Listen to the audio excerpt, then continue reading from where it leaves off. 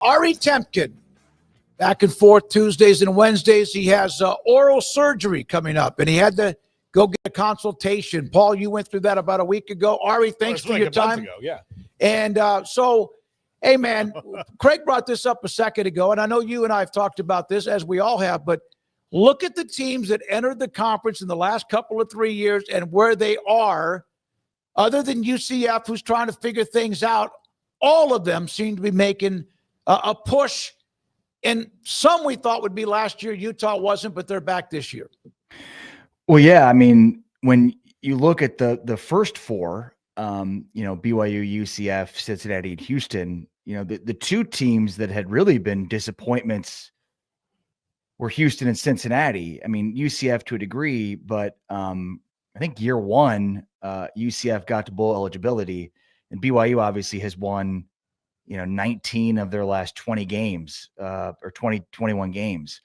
But Houston and Cincinnati are both teams that hadn't finished plus 500 yet. And now here they both are with similar seasons, similar dynamics. I think what Willie Fritz is doing here in year two is unbelievable. And, Scott Satterfield is saving his job. Ari, Scott Satterfield knew, like you talked to him big so many as we did. We got the feeling that he knew something. He had a secret that everybody else was going to find out, and he couldn't wait to see it. I wonder do you think the Louisville thing cast this like pall over his career in a short term of like, this guy doesn't know how to coach anymore because it didn't go well at Louisville, even though the whole time he was there, they wanted Jeff Brown to be their coach anyway. Yeah, look, I mean, I think, Paul, it's multifaceted. So I think you've got to start with like the situation that Scott Satterfield inherited. You have a unbelievable stretch of 2 seasons for Cincinnati with unprecedented success under Luke Fickell. But not just that. I mean, you had, I believe it was 18 players over 2 seasons that were drafted in the NFL. I mean, this isn't LSU or Georgia or Texas.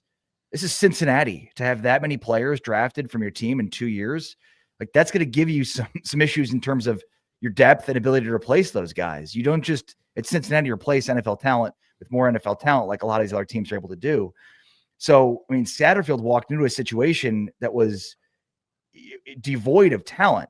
And then on top of that, as they're joining the Big 12, because that all happened at once. Fickell left for Wisconsin. Satterfield gets hired. They join the Big 12. All these players have been drafted over 2 draft cycles. And by the way, they're in a conference that they're getting basically half as much as, the rest of the teams in the conference from a television revenue up until this year. So a lot of things are working against them. Now, look, I think with Satterfield, there were legitimate questions. I mean, this was a team last few years that couldn't get out of its own way. They, have penalty issues or turnovers or things down the stretch of the season that I think you could certainly go back and blame on Satterfield to a degree. And yeah, you're right. There was sort of a slyness about him during media days that now makes it look like, he had a sense of this was going to happen all year. I will share, though, that it felt like the same slyness existed in 2024 with him at media days. But I think it was pretty obvious to him, to Brendan Sorsby, what the issues were last year and really the last couple of years. They were really mostly devoid of talent was at wide receiver. And so Sorsby got into a situation where he became much more of a running quarterback last year because he didn't trust the receivers. They weren't creating separation at the top of their routes. There was just a whole mess at the wide receiver position for them last year. And Satterfield said as much. Sorsby wouldn't, but Satterfield did.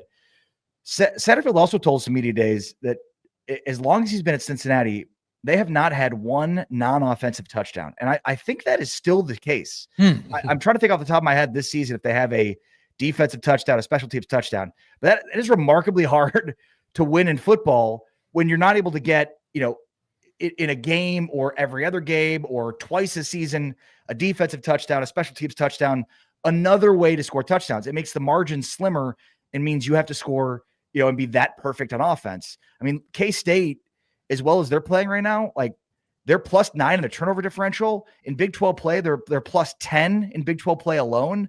And I mean, they turned 4 turnovers by Kansas last week into 21 points.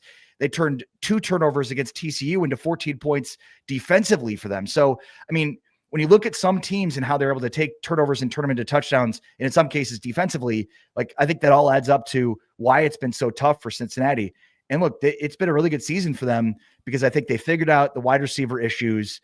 Their running back situation has been really, really helpful. Probably the most underrated part of their team this year is Evan Pryor and Tyree Walker. And then, of course, the defense. They're guys that emerged beyond Dante Corleone. In the last couple of years, Corleone would get double-teamed or even triple-teamed in some situations, and nobody else could take advantage. And now Cincinnati is really doing that. And obviously, you guys saw this, but Baylor, 20 points is the lowest output this season from an offensive perspective.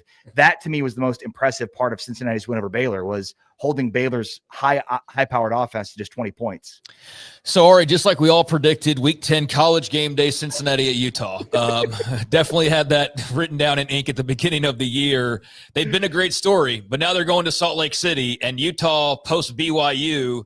I mean, they did obscene things to Colorado last week. That was just such a butt-whooping. So what are you anticipating with this game in the big spotlight coming up on Saturday night? Yeah, somebody needed to tell Kyle Whittingham that children were watching that game. Right, man. I mean, it was bad, yeah. Very inappropriate. And, I mean, to do it with Bird Ficklin at quarterback? Who? What? Bird freaking Ficklin. That's who, yeah. Bird freaking Ficklin.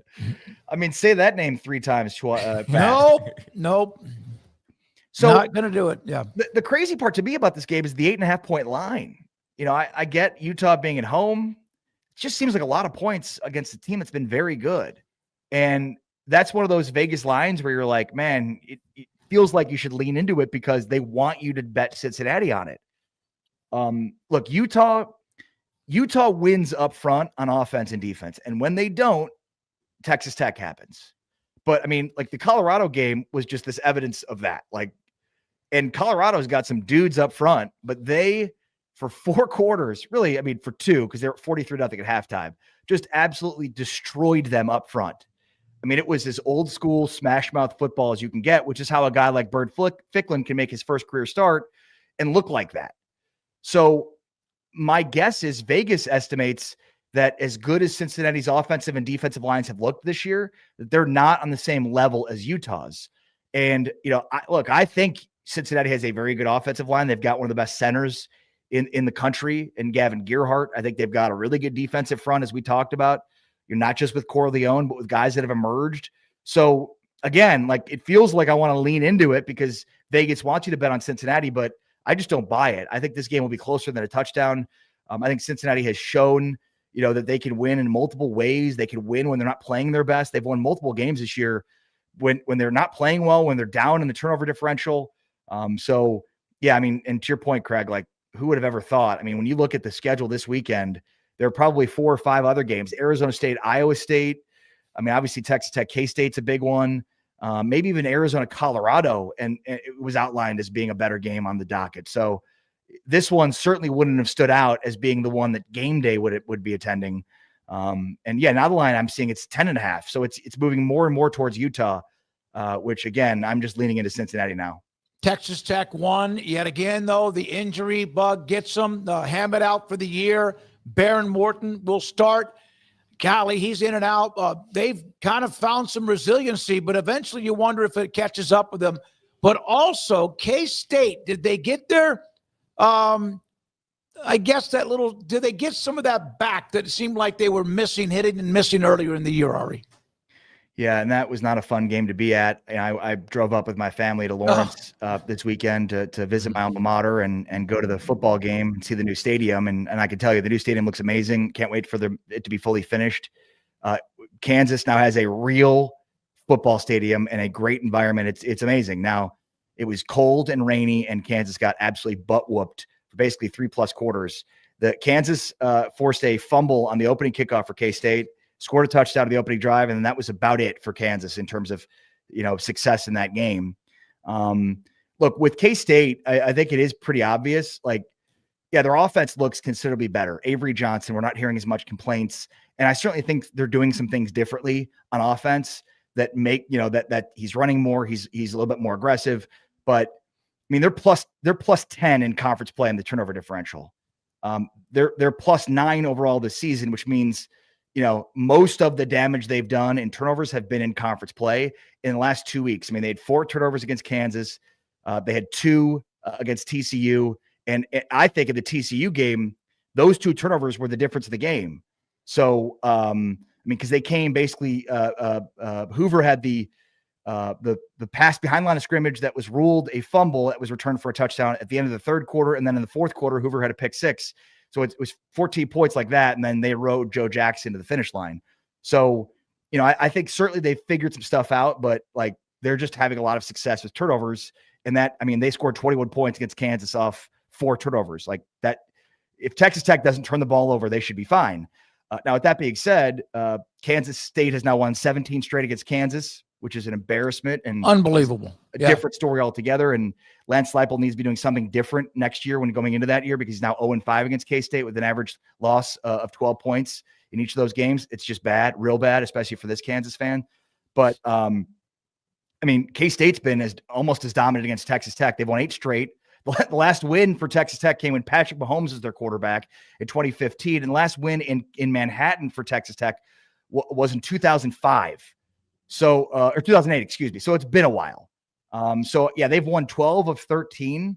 But again, like if this is that history doesn't really matter here because Texas Tech is just a different animal this year. Look, I think it's obvious that if Baron Morton's not healthy the rest of the year, that any sort of expectations of Texas Tech being, a Big 12 championship or even national championship type contenders, as outlandish as that may seem, go out the window without Morton. I mean, it's good that they've got a credible quarterback in Mitch Griffiths, but you're not going to really judge, how effective he truly is against an Oklahoma State team that at this point looks like the mid-2000s Kansas teams that are not, I mean, Vegas can't figure out how bad they are because they set that line last week at 38 points. And, obviously that was easily set by Texas Tech. So, it's Baron Morton or bust at this point. They've got to figure out a way to keep him healthy. I think this is a really big matchup for them because K-State's playing really well, especially on defense. I mean, a big reason they've been turnover machines, has been the play of Desmond Purnell. And like, if they can't block him, then he could injure Baron Morton again. And now all bets are off in terms of the rest of the season. So, I mean, the key in this one, as it will be for all teams playing K-State, is do not turn the ball over, because it seems like, based on these turnover numbers from last, 6 weeks of the season, when they played in Big 12 play, turn the ball over against Kansas State is death. So that's the key in this game. And it starts with blocking Desmond Purnell, which Kansas was not able to do consistently. All right, look, it's round ball season now in Lawrence. Darren Peterson's there, and that's the drug that they can cut up into a powder and snort to get over their woes. Well, that's like usually the go-to, but when you're 0-5 in your last 5 against K-State, you lost to Missouri this year too.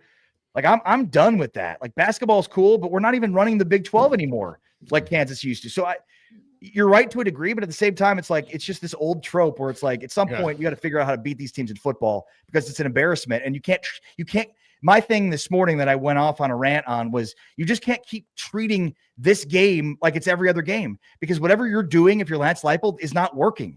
And as good as Lance Leipold has been for Kansas, you can't keep losing to Kansas State, and especially by a margin of 12 points.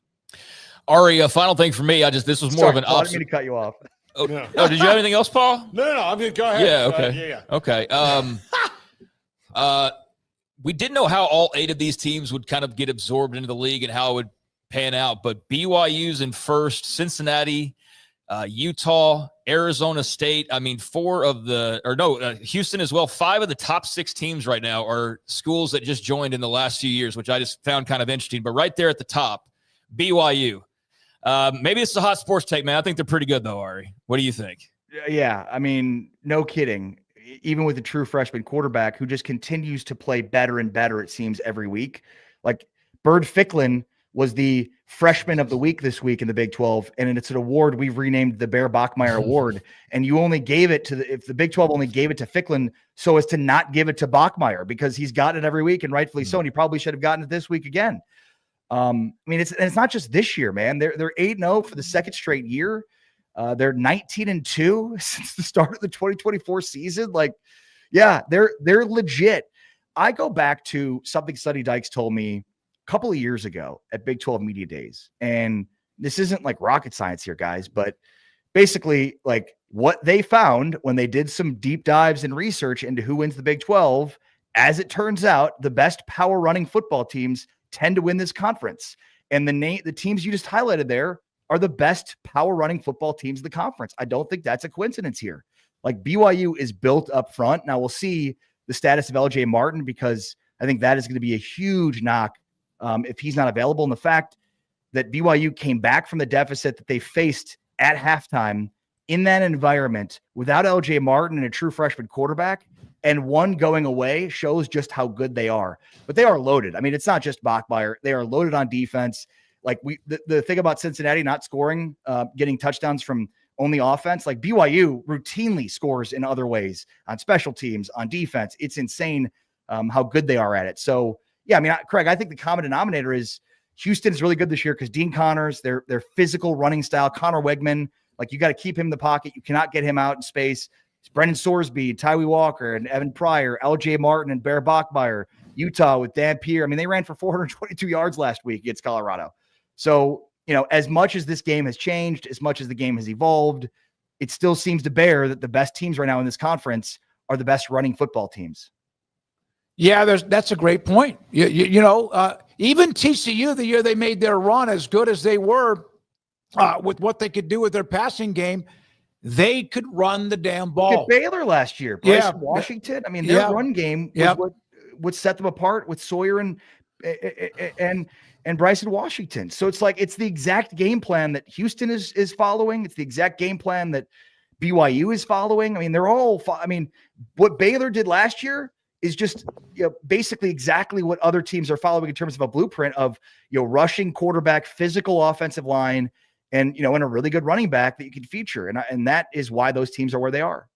Buddy, we appreciate it. Sorry you went up there to watch that and then the weather to boot, but we appreciate it all the time. Tell everybody where they can find you. I know on TuneIn Radio and Win, and if you miss it at all, can they go grab it somewhere else? Thank you, Smokey. Appreciate you, brother. Download the TuneIn app. Check us out. Search Big 12 Radio. We're now as part of Big 12 Studios, so you can watch us as well wherever you can get Big 12 Studios for free, whether it's on YouTube or other places. And we're on 7 to 10 a.m. every single morning, Central Time, 7 to 10 a.m.